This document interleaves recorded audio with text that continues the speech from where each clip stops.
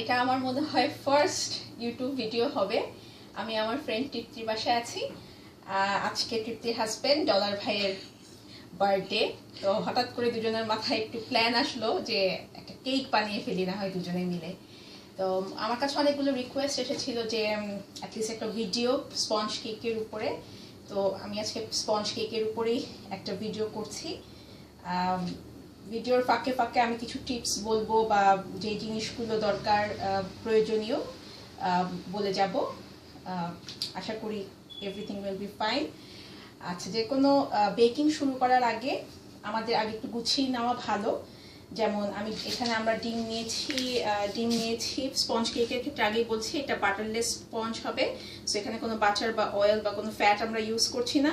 So আমাদের লাগছে শুধুমাত্র কয়েকটা ইনগ্রিডিয়েন্টস, ডিম, চিনি, এটা আমরা বলি চিনিটাকে আমরা গুঁড়ো করে নিয়েছি, আর এটা হচ্ছে ময়দা, আর এটার সাথে আছে একটু কর্নস্টার্চ। আমি পুরো রেশিওটা যখন আমি বানাবো তখন বলে দিব। আর আমি দুটো কি বলে এটাকে প্যান আমরা করে রেখেছি, গ্রিস করে রেখেছি। আমরা একটু পরে এটাকে পার্চমেন্ট পেপার দিয়ে আমরা এটাকে করে নিব। আমাদের পার্চমেন্ট পেপারটা আছে, কাটা আছে, জাস্ট বসিয়ে নিব। এখন বসিয়ে নিতে আমরা ভুলে গিয়েছি, কিন্তু আপনারা এটা করবেন না। যখনই কেক বানানো শুরু করবেন গ্রিস করে পার্চমেন্ট পেপার বা ওয়্যাক্স পেপার যেটাই হোক আপনারা আগে সেটাকে লাইন করে নেবেন, তো ইট উইল বি ইজিয়ার।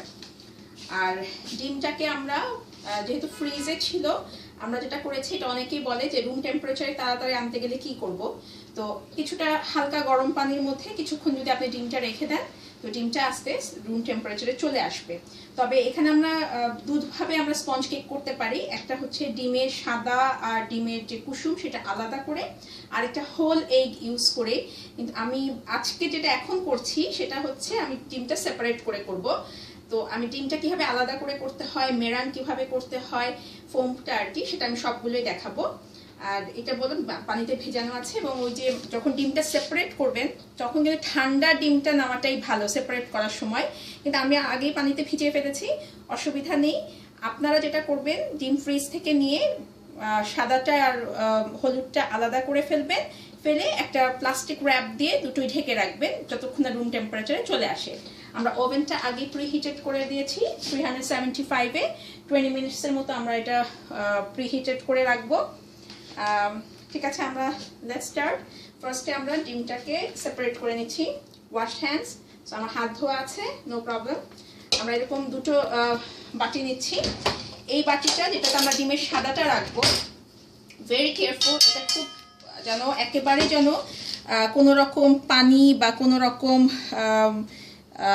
তেল এই জাতীয় জিনিস যেন এখানে না থাকে, সেটা আমরা এনশিওর করব।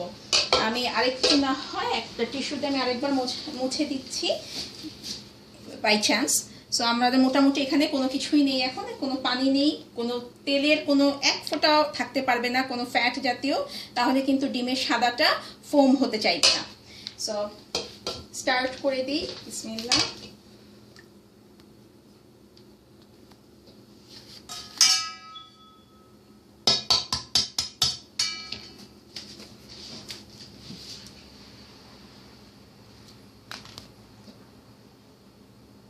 আমার হাত ধোয়া আছে, আমি আগেই বলেছি।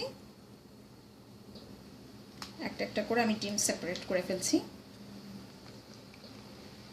ডিমগুলো সেপারেট হয়ে গেলে আমরা আবার ফিরে আসছি। তো আমরা আবার ফিরে এসেছি, আমরা ডিমগুলোকে সেপারেট করে ফেলেছি। এখানে 6টা ডিম নিয়েছি, আমি একটু মেজারমেন্টটা বলে দিচ্ছি। আমরা নিয়েছি 6টা ডিম, 3/4 কাপের একটু বেশি আমরা চিনিটাকে গুঁড়ো করে নিয়েছি, পাউডার সুগার আমরা একটু গুঁড়ো করে নিয়েছি, ক্যাস্টার সুগার বলি এটাকে আমরা, যেটা গুঁড়ো করা, আর আপনারা গ্রাইন্ডারে গুঁড়ো করে নিতে পারেন। এখানে অল পারপাস ফ্লাওয়ার, এটাকে আমরা ছেঁকে নিয়েছি, মানে ছেনে নিয়েছি, যেটা সিভ করে নেওয়া বলে। এখানে আছে 1 কাপ। 6টা ডিমের জন্য আমি 1 কাপ নিয়েছি অল পারপাস ফ্লাওয়ার। এখানে আমি নিয়েছি 1 টেবিল স্পুন থেকে 2 টেবিল স্পুনের মতো কর্নস্টার্চটা বাইন্ডিংয়ে হেল্প করে স্পঞ্জ কেকে। দ্যাটস ইট, আর কিছুই লাগবে না আমাদের। তো যদি যারা বাইরে থাকেন তো যদি কেক ফ্লাওয়ার ইউজ করতে চান ভেরি গুড, এটা আরও লাইট হবে। আর কর্নফ্লাওয়ারটা বা কর্নস্টার্চটা আমরা ইউজ করি যাতে একটু লাইটার টেক্সচার আসে আর বাইন্ডিংটা যাতে একটু ভালো হয়।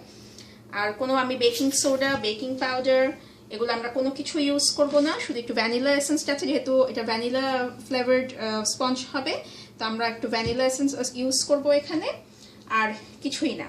সাধারণত স্পঞ্জ কেকের যে রেশিওটা সেটা হচ্ছে আমরা আউন্স, আমি যার কাছে শিখেছি উনি আমাকে যেটা শিখিয়েছেন সেটা হচ্ছে আমরা আউন্স হিসেবে যাই, লাইক 2 ডিম, 2 আউন্স সুগার, 2 আউন্স ফ্লাওয়ার। তো 2 আউন্স ফ্লাওয়ার হচ্ছে 2 ডিমের জন্য, 2 আউন্স সুগার হচ্ছে 1/4 কাপ সুগার, আর 2 আউন্স ফ্লাওয়ার হচ্ছে half cup, almost half cup ময়দা। কিন্তু আমি একটু কম ইউজ করি ময়দাটা, কারণ আমি দেখেছি খুব ডেন্স লাগে আমার কাছে একটু বেশি ময়দা ইউজ করলে। সো যার ফলে আমি অলওয়েজ লাইক 1/3 কাপ থেকে 1/4 কাপ 2 ডিমের জন্য ইউজ করি। সো সেই হিসেবে আমি 6টা ডিমের জন্য আমি 1 কাপ ইউজ করেছি, যেখানে 1.5 কাপের মতো করার কথা সেখানে আমি করছি 1 কাপ। এটা একটু লাইট হবে তাহলে। So let's start. আমাদের আগে আমরা ডিমের সাদাটাকে আমি সবসময় ডিমের সাদাটাকে আগে ফোম করে নেই, কুসুমটা আমি পরে করি। তো এটার জন্য হ্যান্ড বিটারটা ভালো, আর চিনিটা আমি একবারে দিব না। আরেকটা ভেরি ইম্পর্টেন্ট পয়েন্ট, অনেকে ঝপাস করে সবগুলো চিনি ঢেলে ফেলে, এতে কিন্তু ডিমটা আর ফোম হতে চাইবে না। আমি এই চিনিটাই, এখানে যে 3/4 কাপ চিনি আছে, আমি হাফ সাদাটাতে ইউজ করব, হাফ এই কুসুমের সাথে ইউজ করব। কিন্তু যখন সাদাটা আমি ইউজ করব তখন আমি খুব আস্তে আস্তে ইউজ করব। আমি শেষের দিকে যখন একটু ফোম হয়ে আসবে তখন আমি ইউজ করা শুরু করব। সো শুরু করে দিই।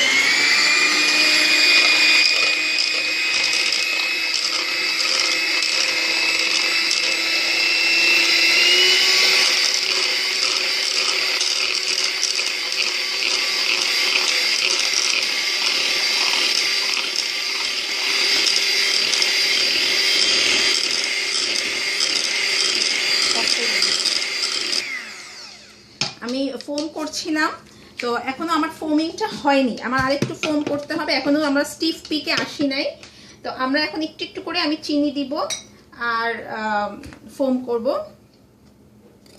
একসাথে। আমি আগে বলছি আমি এটার হাফ দিব আমি সাদাটাতে, কিন্তু অল্প অল্প করে আমি দিচ্ছি, আমি একসাথে ঝপাট করে দিব না।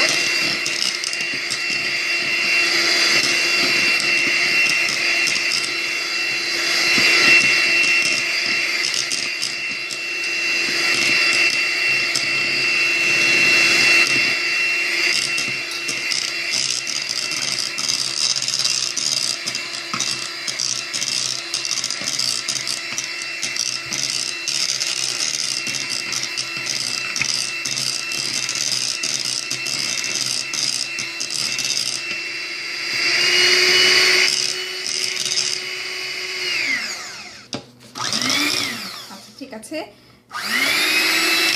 আমাদের ফোমিংটা হয়ে গেছে। দেখুন আমি কখন বুঝবো যে আমার এটা ফোমিংটা মানে মেরাং হয়েছে, এটা হচ্ছে যে আমি স্টিফ পিক হবে। আমি যখন আমার বোলটাকে এরকম আপসাইড ডাউন করব আমার কিছুই পড়বে না, এটা পড়ে যাবে না। তো তার মানে হচ্ছে এটা পারফেক্টলি হয়ে গেছে। এবং আরেকটা জিনিস, আমরা অনেকে খুব বেশি ওভারবিট করে ফেলি। যদি ডিমের সাদাটা খুব বেশি বিটেন হয়ে যায় তাহলে কিন্তু কেকটা খুব ড্রাই হবে, আমরা সেটা চাই না। সো এটা একদম খুব ওভারবিটেনও করা যাবে না, জাস্ট যখন দেখছেন যে স্টিফ পিক ফর্ম করছে এবং আপনি যখন আপসাইড ডাউন করছেন আপনার এটা পড়ে যাচ্ছে না, ইট মিনস আপনার মেরাংটা পারফেক্টলি ডান। এই যে আমি আবার দেখাচ্ছি স্টিফ পিক হয়ে গেছে। আমি কেন আগে সাদাটা করলাম, কারণ আমি যদি আগে ডিমের কুসুমটা করতাম, ডিমের কুসুমটা করলে আমার যে প্রবলেমটা হতো সেটা হচ্ছে আমাকে আবার এই বিটারের এগুলো মানে ধুতে হতো। কারণ কারণ ডিমের কুসুমটা হচ্ছে ফ্যাট, আমি যদি এই ফ্যাট যদি ডিমের সাদার ভিতরে একটু পরিমাণেও যায় তাহলে ডিমে ওই সাদাটা আর ফোম হবে না, আর মেরাং হবে না। সো আমি এই জন্য সবসময় সাদাটা আমি আগে করে ফেলি, যাতে কোনোভাবেই এক ফোঁটা পরিমাণও কুসুম বা কোনো কিছু যাতে এটার ভিতরে না যায়। আমি যদি সাদাটা কুসুমের ভিতরে যায় নো প্রবলেম। তো আমি এখন আমার ডিমের কুসুমটা আগে করা শুরু করছি।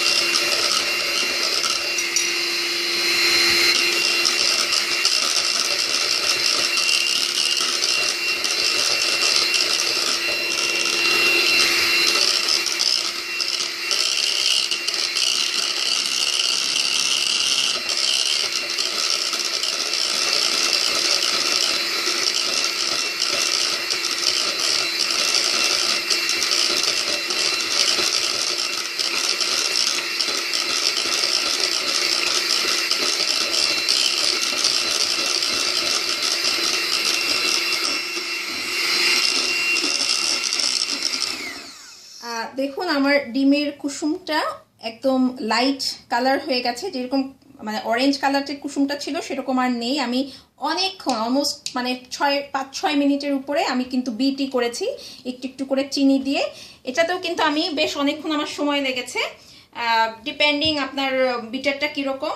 ওর বিটারের পাওয়ারটা একটু কম আসে, যার ফলে একটু সময় আমার বেশি লাগছে, এটা ডিপেন্ড করবে। কিন্তু আপনার যেটা বোঝার যে জিনিসটা সেটা হচ্ছে যে যখন ডিমের কুসুমটা লাইট কালার হয়ে আসবে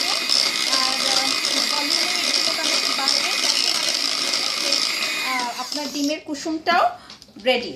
আমি আর একটু করবো, আমার মনে হচ্ছে আর একটু করা দরকার। আমি ইন দ্য মিন টাইম আমি এখানে একটু আমার দিয়ে দিচ্ছি, ভ্যানিলা এসেন্সটা দিয়ে দিচ্ছি।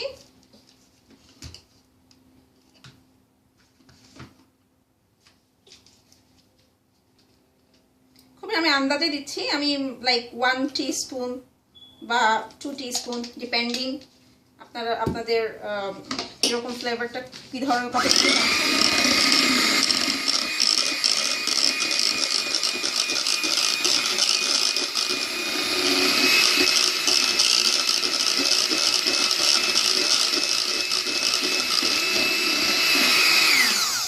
ওকে উই আর ডান, আমাদের হয়ে গেছে।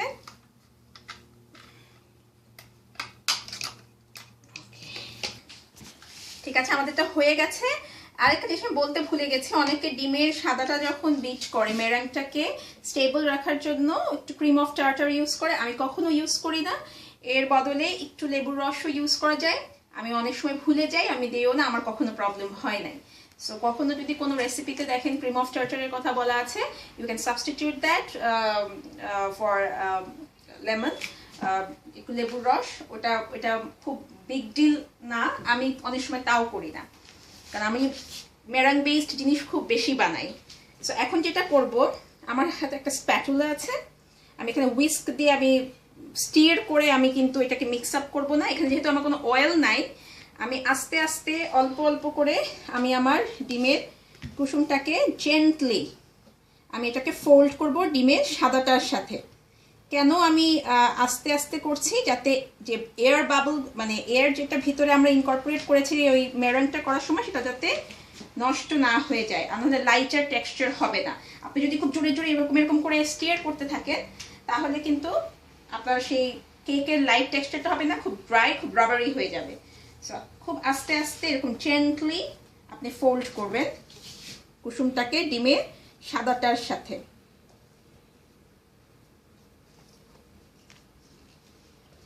আলহামদুলিল্লাহ খুব সুন্দর সিল্কি এন্ড স্মুথ।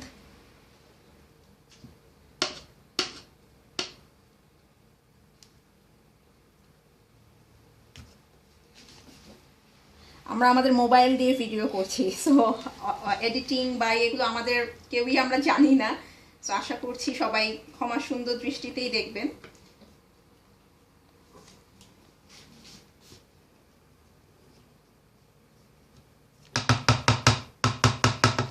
হাত ইউজ করছি, আমি অপচয় করতে পছন্দ করি না, আর আমার ক্লিন হ্যান্ড ওয়াশ করা। ওকে, I'll be very messy right now, but it's okay. Cake বানাতে গেলে একটু মেসি হতেই হয়। ঠিক আছে, এটাও আমার হয়ে গেছে মিক্স করাটা। খুব বেশি আমি ওভার মিক্স করব না, তাহলেও কিন্তু সমস্যাটা হবে। এখন আমি ময়দাটা একটু একটু করে, এখানে আমি ময়দাটাকে কিন্তু আগে বলছি সিভ করে রেখেছি। 1 কাপ পরিমাণ ময়দা আমি অল্প অল্প করে একসাথে কিন্তু ঢালবো না, আমি 3 বারে হয়তো আমি জিনিসটাকে ইয়ে করবো, ইনকর্পোরেট করব। সো ঢেলে আপনি এইভাবে আপনাকে ফোল্ড করতে হবে ভালো মতো।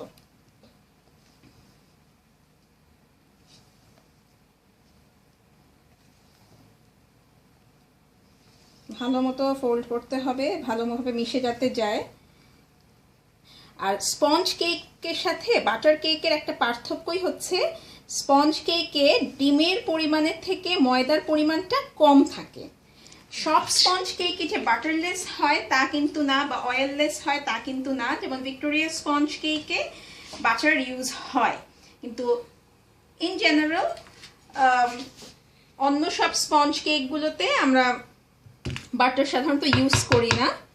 এটা ফোম কেকের একটা কি বলবো, এটা এক ধরনের ফোম কেক আর বাটার কেক আমরা যদি পুরোপুরি ব্রড যদি একটা ডিভিশন করি কেকের, বাটার কেকগুলোতে ফ্লাওয়ারের পরিমাণ ডিমের থেকে বেশি হয়, যেমন আমরা যে পাউন্ড কেকগুলো খাই সেগুলো হচ্ছে বাটার কেক, আর ফোম কেকগুলো হচ্ছে এখানে বাটারের কোনো মানে বাটার খুব কম কেকে বাটার ইউজ হয়, লাইক জেনোয়াস, ওখানে হয়তো একটু বাটার অল্প ইউজ হবে, আবার কোনোটাতে একেবারেই হয় না, যেমন এঞ্জেল ফুড, তারপর এই যে স্পঞ্জ কেক, এগুলোতে কখনোই বাটার বয়েল বা ফ্যাট ইউজ হয় না। আর এঞ্জেল কেকে তো শুধুমাত্র সাদাটাই ইউজ হচ্ছে, আর স্পঞ্জ কেকে আমরা ফ্যাট হিসেবে নিচ্ছি শুধুমাত্র ডিমের কুসুমটা, আর কিছু না। একটু বেশি কথা বলছি, বাট এই জন্য বলছি অনেকে আমার কাছে অনেক কোয়েশ্চেন জিজ্ঞাসা করে। আমি হয়তো ওরকম এক্সপার্ট না, সেলফ ট্রেন্ড বলা যায়, কিন্তু সবাইকে যতটুকু জানি শেয়ার করছি।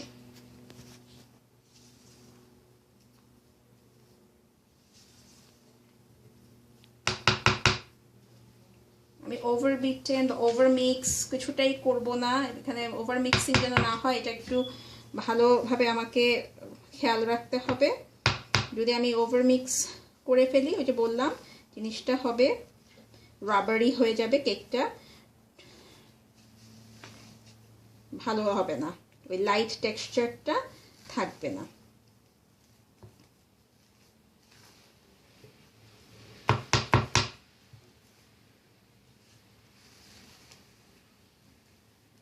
যে দেখেছেন এখনো কিন্তু পুরোপুরি ইনকর্পোরেটেড হয় নাই, সো বি ভেরি কেয়ারফুল। ভালো মতো ময়দাগুলো যাতে আপনার ডিমের যে ব্যাটারটা সেটার সাথে যেন মিশে যায়, কিন্তু সেটার জন্য একেবারে যে ঘুটে ঘুটে নাড়াতে হবে তা কিন্তু না, ফোল্ড করতে হবে, লিটারেলি ফোল্ডই করতে হবে, আমি স্টিয়ার করব না।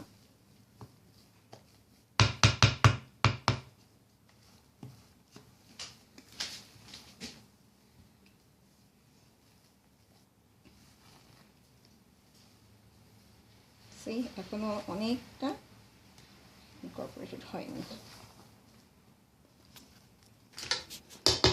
দুটোতে সমানভাবে আমি ঢেলে ফেলছি, লেভেলও করে ফেলছি মোটামুটি, মনে হয় ঠিক আছে, একটু মনে হয় এটাতে দিতে হবে, নো প্রবলেম। আমি এই জন্য সবসময় ই করছি, একেবারে যে আইবল করে করলে এটা একেবারে সবসময় পারফেক্ট হবে, নট নেসেসারিলি। সো আপনি ইয়ে করে খেতে পারেন, জাস্ট একটু লেভেল করে দিবেন। ভেরি গুড, হয়ে গেছে আলহামদুলিল্লাহ। ওই যে বললাম অপচয় ভালো লাগে না। ঠিক আছে,